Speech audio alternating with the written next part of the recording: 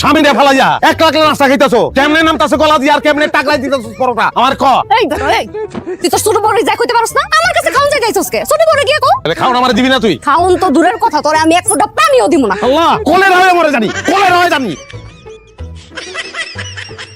আরে আরে কি করো ভাত খাইছো কে তুই এখানে আমার লাগা ভাত রাখছস এর লাগা ভাত খাইতে এই ভাত আমি তোমার জন্য রাঁধি নাই ভাত আমি আমার জন্য রাঁধছি আমার ভাত আমি খাবো যাও বাইরো তোর ভাত তুই খাবি তাহলে আমি খাবো কি তুমি কি খাবে এটা তোমার বড় বড় যাইছি গাও বড় বড় কাছে গেলে কয় ছোট বড় কাছে দাও ছোট বড় কাছে আইলে কয় বড় বড় কাছে দাও আমি কি তাতের মাকু রে তোকে কথা মতন খালি ডাইনে বামে দৌড়াবো খাওন লাগবো না আমার নাকি বাসবো কেমন আমি তোমার বাঁচতে কইছে কেডা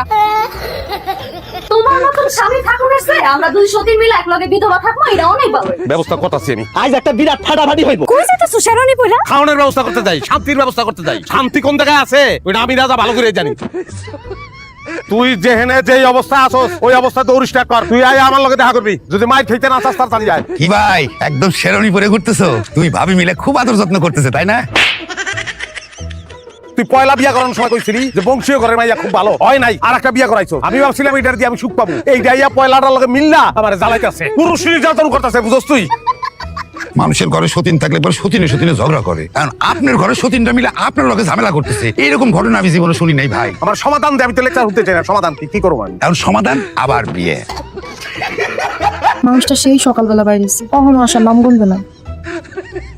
তুমি আবার বিয়ে করছো হ্যাঁ কোনো সমস্যা তোরা জীবনে আমার যে পরিমাণ অবহেলা করছো তুমি ভালো ইচ্ছা সেই অবহেলা পূরণ করে দিও কিন্তু ভালো পারবা না জি লাগবে চলো চলো চলো আপাদের একটু সালাম করি ভদ্রতা শিখ